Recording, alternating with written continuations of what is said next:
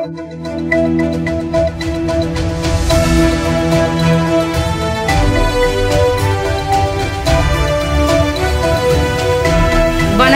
சக்தி சேனலின் புதுவையின் இன்றைய நிகழ்வுகள். பிரெஞ்சு ஜனாதிபதியின் தூதர் முதலமைச்சர் ரங்கசாமியை மரியாதை நிமித்தமாக சந்தித்து பேசினர். ஐக்கிய நாடுகளின் பெருங்கடல் மாநாடுகளை பிரெஞ்சு ஜனாதிபதி சிறப்பு தூதரும் துருவங்கள் மற்றும் கடல்சார் பிரச்சினைகளுக்கான பிரெஞ்சு தூதர் ஆலிவர் மற்றும் ஐக்கிய நாடுகளின் பெருங்கடல் 2025க்கான சர்வதேச அணி திரட்டலின் தலைவர் அசோக் அதிசீம் ஆகியோர் முதலமைச்சர் ரங்கசாமியை சட்டசபையில் மரியாதை நிமித்தமாக சந்தித்து பேசினர். இச்சந்திப்பின் போது சபாநாயகர் செல்வம், புதுச்சேரிக்கான பிரெஞ்சு துணை தூதர் லிசே டர்பட் பரி ஆகியோர் உடனிருந்தனர். புதுச்சேரி அரசின் புதிய தலைமை செயலாளராக பொறுப்பேற்றுக் கொண்ட டாக்டர் சரத் சௌஹான் முதலமைச்சர் ரங்கசாமியை சட்டப்பேரவையில் நேரில் சந்தித்து வாழ்த்து பெற்றார்.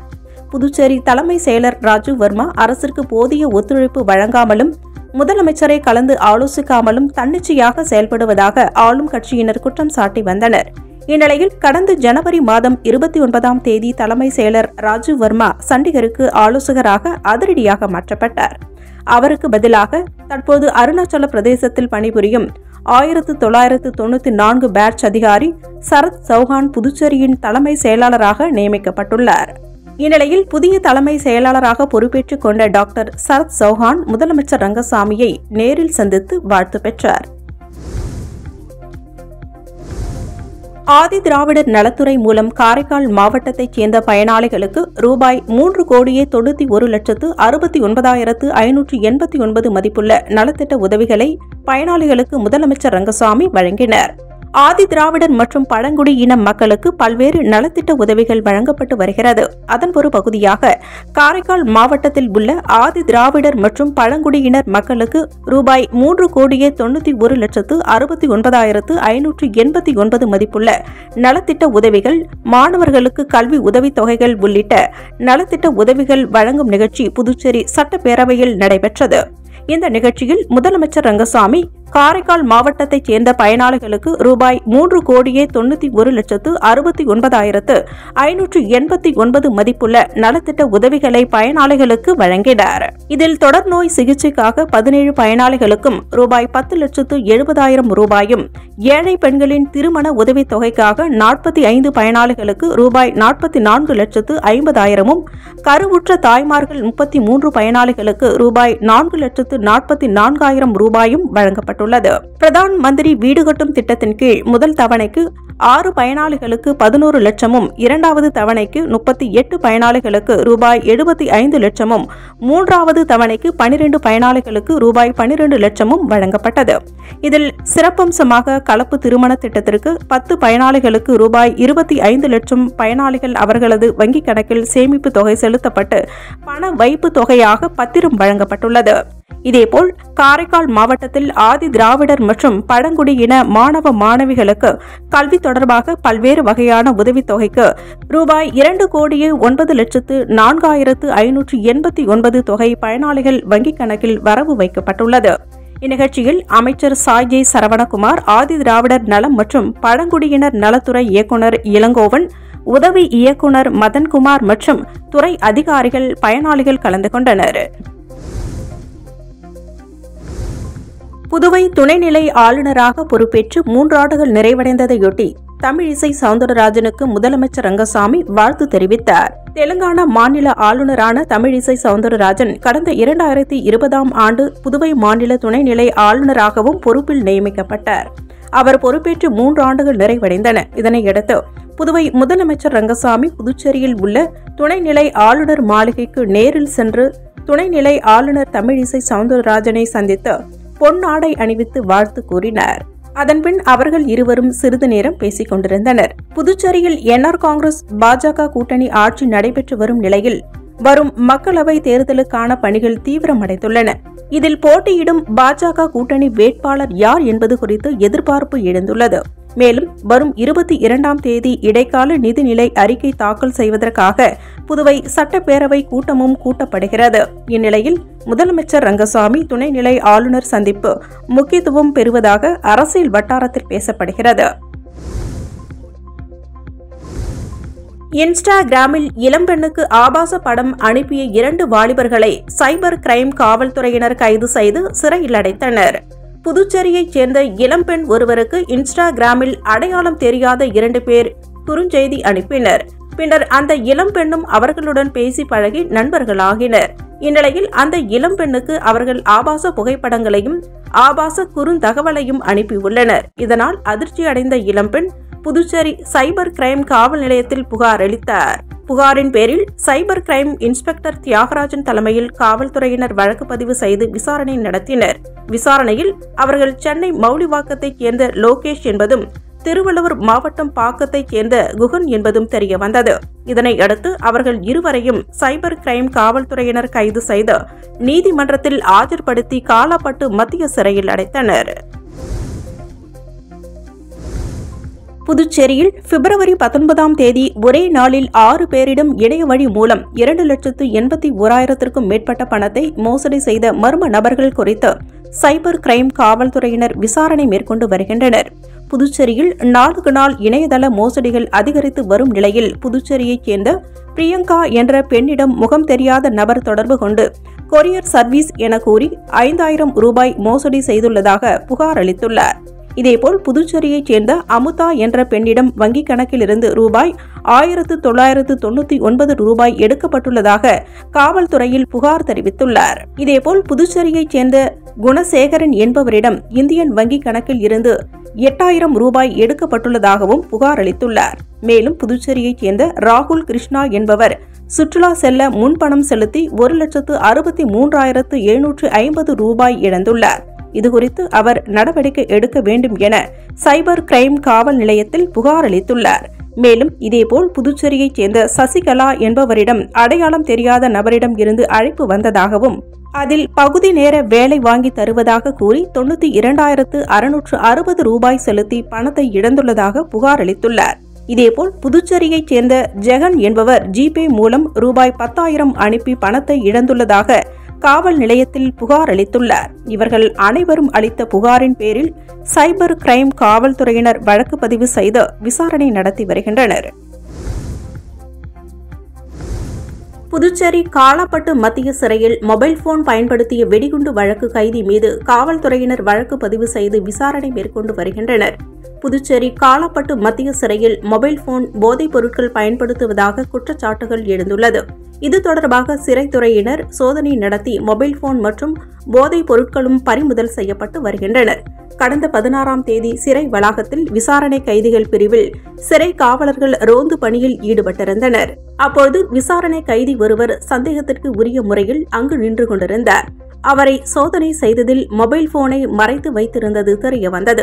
அவரிடம் விசாரணை செய்ததில் அவர் புதுச்சேரி வெடிகுண்டு வழக்கில் சம்பந்தப்பட்ட தீன் என்கின்ற தீனதயாளன் என்பது தெரிய வந்தது. அவரிடம் இருந்து மொபைல் போனை பறிமுதல் செய்தனர். இது தொடர்பாக சிறை கண்காணிப்பாளர் பாஸ்கரனுக்கு தகவல் தெரிவித்தனர். அவர் கொடுத்த புகாரின் பேரில் காலாப்பட்டு காவல்துறையினர் வழக்கு பதிவு செய்து விசாரணை நடத்தி வருகின்றனர். லஞ்ச புகார் தொடர்பாக புதுச்சேரி வணிக வரித்துறை அலுவலகத்தில் சிபிஐ அதிகாரிகள் மீண்டும் சோதனை நடத்தி கூடுதல் ஆவணங்களை கைப்பற்றியதாக தகவல் வெளியாகியுள்ளது. புதுச்சேரியை அடுத்த அரியூரில் சோலை செல்வராஜ் என்பவருக்கு சொந்தமான பை தயாரிப்பு நிறுவனம் உள்ளது. இந்த நிறுவனம் சார்பில் உரிய வரியினை அரசிற்கு செலுத்தவில்லை என கூறப்படுகிறது. இதற்கு அபராதம் விதிக்காமல் இருக்க 2 அதிகாரிகள் லஞ்சம் பெற்றதாக புகார் எழுந்தது. இதுகுறித்து சென்னை சிபிஐ காவல் கண்காணிப்பாளர் முருகன் வழக்கு பதிவு செய்தார். இதனை அடுத்து வணிக வரித்துறை உதவி அதிகாரிகள் செல்வராஜின் நிறுவனத்தில் ஏற்கனவே சோதனை நடத்தினர்.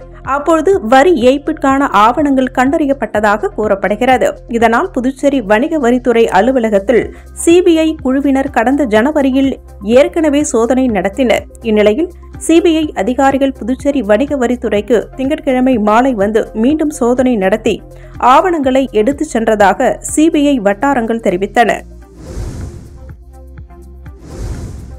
பாராளுமன்ற தேர்தல் தேதி அறிவிக்கப்படும் முன்பாக புதுச்சேரி மின்துறையில் காலியாக உள்ள பதவிகளை காலம் தாழ்த்தாமல் வழங்கிட வேண்டும், பணி நிரந்தர ஆணை வழங்க வேண்டும் என்பன உள்ளிட்ட கோரிக்கைகளை வலியுறுத்தி மின்துறை ஐடிஐ நலசங்க ஊழியர்கள் துறை தலைவர் அலுவலகத்தை முற்றுகையிட்டு தர்ணா போராட்டத்தில் ஈடுபட்டனர். பாராளுமன்ற தேர்தல் தேதி அறிவிக்கப்படும் முன்பாக புதுச்சேரி மின்துறையில் உள்ள ஏஎல்ஐ பதவிகளை காலம் தாழ்த்தாமல் வழங்கிட வேண்டும், ஒயர்மேன், ஃபோர்மேன் பதவி உயர்வை ரெகுலர் செய்திட வேண்டும், கன்ஸ்ட்ரக்ஷன் ஹெர்பல் முதல் ஒயர்மேன் வரை உள்ள அனைத்து ஊழியர்களுக்கும் பணி நிரந்தர ஆணையினை வழங்கிட வேண்டும் உள்ளிட்ட பல்வேறு கோரிக்கைகளை நிறைவேற்ற வலியுறுத்தி புதுச்சேரி மின்துறை ஐடிஐ நலசங்கத்தின் சார்பில் மின்துறை தொழிலாளர்கள் தலைமை அலுவலகத்தில் உள்ள துறை தலைவர் அலுவலகத்தை முற்றுகையிட்டு அலுவலகம் முன்பு தரையில் அமர்ந்து ஆர்ப்பாட்டத்தில் ஈடுபட்டனர்.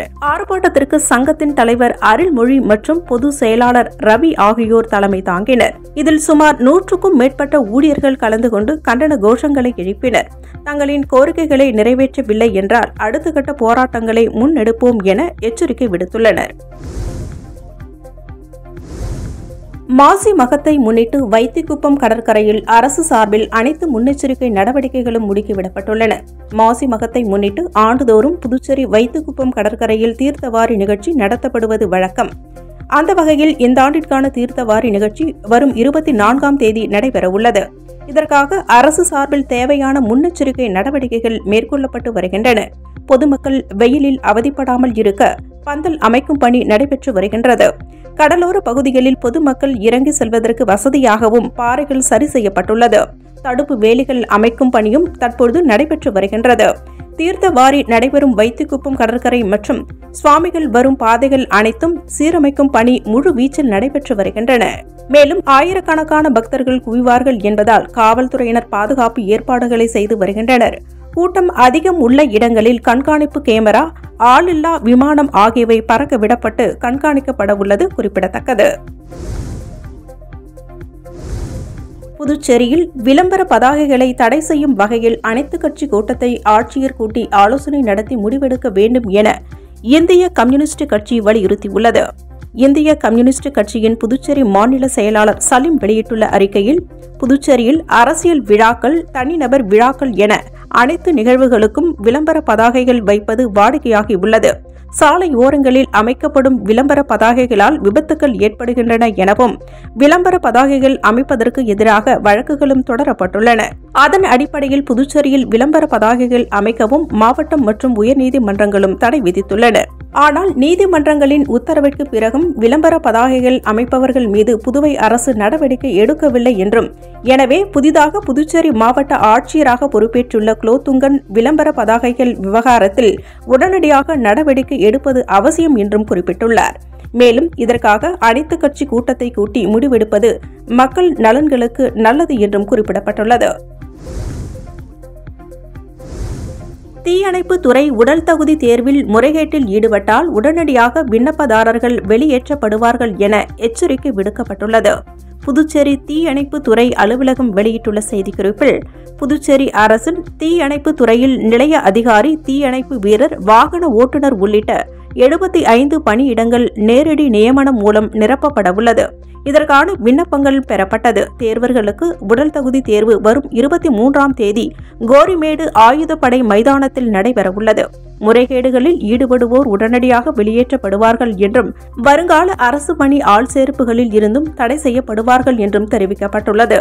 மேலும் போதை மருந்துகளை பயன்படுத்தினால் தகுதி நீக்கம் செய்யப்படுவார்கள் எனவும், சந்தேக நபர்களின் இரத்த மாதிரியினை சேகரிக்கவும் மூச்சு பகுப்பாய்வை மேற்கொள்ளவும் தீயணைப்பு துறைக்கு அனுமதி உண்டு.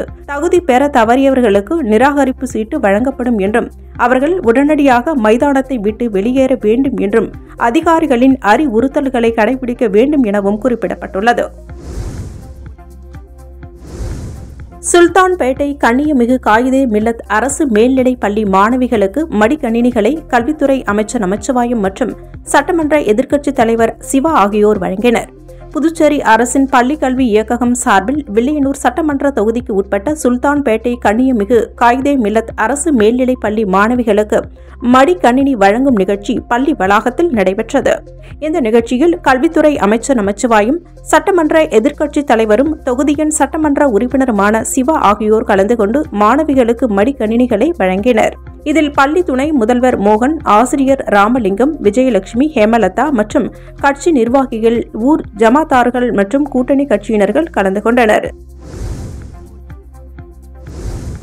வில்லியனூர் பெரியபேட் அரசு தொடக்கப் பள்ளியில் ரூபாய் 16 லட்சம் செலவில் கட்டப்பட்ட புதிய கழிப்பறையினை சட்டமன்ற எதிர்க்கட்சித் தலைவர் சிவா திறந்து வைத்தார்.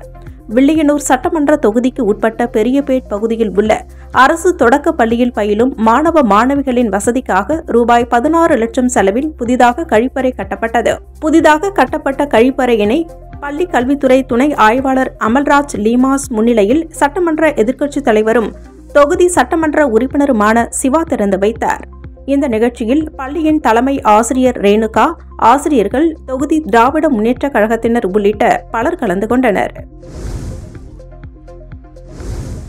மயிலம் அடுத்த தீவனூரில் நடைபெற்ற தேமுதிக தலைவர் விஜயகாந்த் நினைவேந்தல் நிகழ்ச்சியில் கட்சித் தொண்டர்கள் மொட்டையடித்து அஞ்சலி செலுத்தினர்.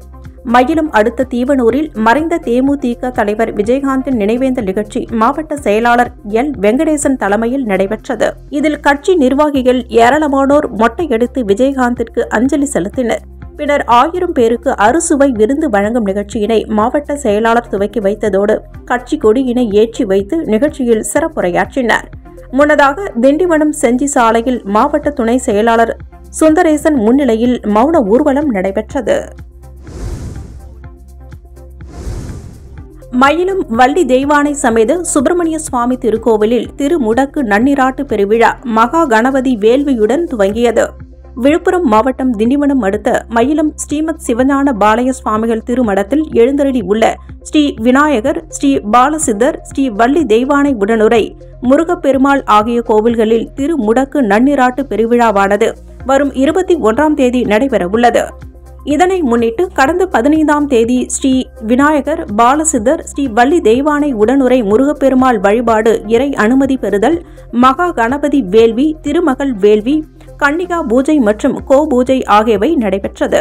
தொடர்ந்து வேள்வியில் பூர்ணாகுதி செலுத்தப்பட்டது.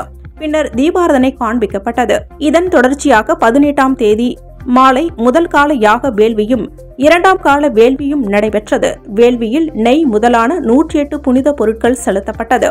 திருமுடக்கு நன்னீராட்டு பெருவிழாவை முன்னிட்டு நடைபெற்ற 2ஆம் கால யாகசாலை பூஜையில் பொம்மபுர ஆதீனம் 20ஆம் பட்டம் ஸ்ரீமத் சிவஞான பாலய சுவாமிகள் தலைமையில் நடைபெற்றது. இதில் சிறப்பு அழைப்பாளராக பழனி ஆதீனம், விருத்தாச்சலம் துறையூர் ஆதீனம், சூரியனார் கோவில் ஆதீனம் ஆகிய ஆதீனங்கள் கலந்து கொண்டு சுவாமிக்கு சிறப்பு ஆராதனை செய்தனர்.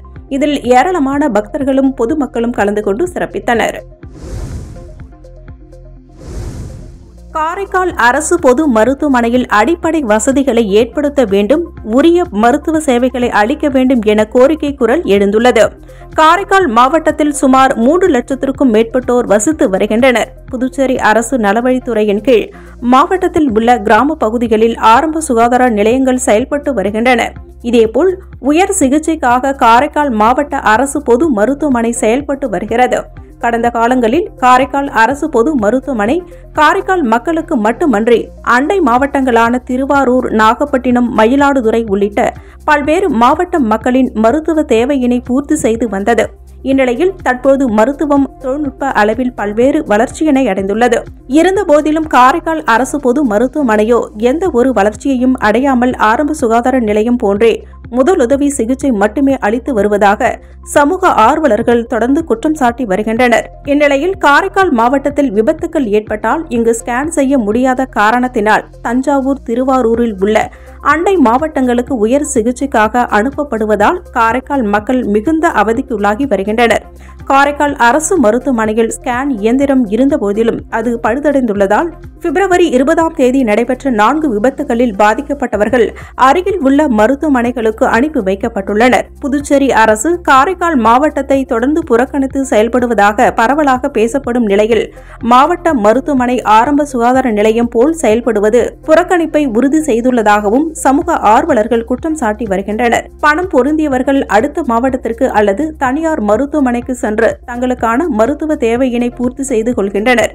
ஆனால் ஏழை எளிய மக்கள், தினக்கூலி நடுத்தர மக்கள் இந்த அரசு மருத்துவமனையினை நம்பியே இருக்கும் நிலையில் உடனடியாக புதுச்சேரி அரசு நடவடிக்கை எடுத்து காரைக்கால் மருத்துவமனையில் நவீன கருவிகளை புதுப்பித்து காரைக்கால் மக்களின் உயிரினை காக்க வேண்டும் எனவும் அவர்கள் கோரிக்கை விடுத்துள்ளனர். பிரபல கட்டுமான நிறுவனத்திற்கு எதிராக அமலாக்கத்துறையின் விசாரணைக்கு தடை விதித்து சென்னை உயர்நீதிமன்றம் உத்தரவிட்டுள்ளது. அமலாக்கத்துறையின் நடவடிக்கை நிறுவனத்திற்கு மிகப்பெரிய பாதிப்பை ஏற்படுத்தி உள்ளது என்றும் ஈடு செய்ய முடியாத இழப்பை ஏற்படுத்தி உள்ளதாகவும் மனுதாரர் தரப்பில் விவாதிக்கப்பட்டுள்ளது. சென்னையில் செயல்பட்டு வரும் பிரபல கட்டுமான நிறுவனமான ஓஷல் லைஃப் ஃபேஷன்ஸ் நிறுவனத்தை எஸ்கே பீட்டர் மற்றும் ஸ்ரீராம் ஆகியோர் ஒன்றாக இணைந்து தொடங்கினர். இந்நிலையில் கருத்து வேறுபாடு காரணமாக இருவரும் பிரிந்த நிலையில் நிறுவனத்தில் தனக்கு சேர வேண்டிய பங்கை ஸ்ரீராம் எஸ்கே பீட்டரிடம் கேட்டதாகவும் இதற்கு எஸ்கே பீட்டர் மறுப்பு தெரிவித்ததாக கூறப்படுகிறது.